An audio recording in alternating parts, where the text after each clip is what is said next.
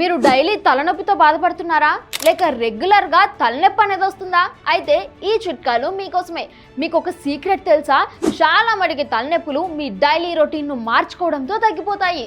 ముందుగా ఈ తలనొప్పి అనేది ఎందుకు వస్తుంది అనేది చూసుకుంటే, నెంబర్ 1 స్ట్రెస్, నెంబర్ 2 సరిగ్గా నిద్రపోకపోవడం, number 3 migraine, number 4 tension, number 5 తలకు గాయం అవ్వడం లేదా ఆర్థరైటిస్ సమస్య ఉన్నా కూడా తలనొప్పి వస్తుంది, నెంబర్ 6 హార్మోనల్ సమస్యలతో కూడా తలనొప్పి ఫ్రీక్వెంట్గా వస్తుంది. దీన్ని హ్యాండిల్ చేయడం కోసం daily 7 to 8 hours quality sleep ఉండేలా చూసుకోండి.